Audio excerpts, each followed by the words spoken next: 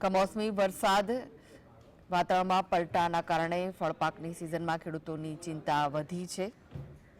વારંવાર આવતા વાતાવરણના બદલાવથી ફળો પર અસર જોવા મળે છે। હાલ વલસાડ જિલ્લામાં ઉમરગામના કેટલાક ખેડૂતો જમરૂખ, કમરખ અને લાલ સફેદ જાંબુ અને કેરીનો પાક બજારમાં મોકલવાની તૈયારી કરી રહ્યા છે, પરંતુ ચાલુ વર્ષે કમોસમી વરસાદથી પાક પર મોટી અસર થઈ છે। તો હાલ પણ વરસાદની આગાહીથી ફળપાકમાં ફ્લાવરિંગ સ્ટેજ અને ફ્રૂટ સેટિંગનો સમય છે, ત્યારે ફળપાકોને મોટા નુકસાનની ભીતિ વરસાદ થાય તો સેવાઈ રહી છે।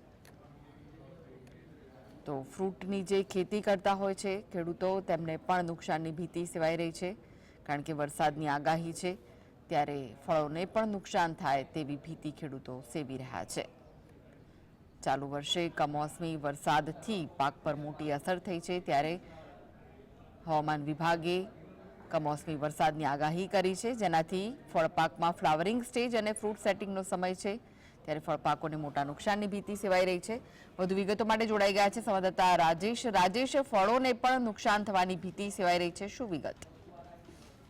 જી કૃષ્ણ, જે પ્રકારે દર વખતે વાતાવરણમાં પલટો આવે છે અને રહીને જે છે તે વરસાદ કમોસમી આવી જાય છે, તો હાલ જે છે તે જમરૂખ છે, કમરક છે, લાલ અને સફેદ જાંબુ છે, તેના પાક જે છે તે ફ્લાવરિંગ સ્ટેજ પર છે અને ક્યાંક તો ફળો પણ લાગી ચૂક્યા છે।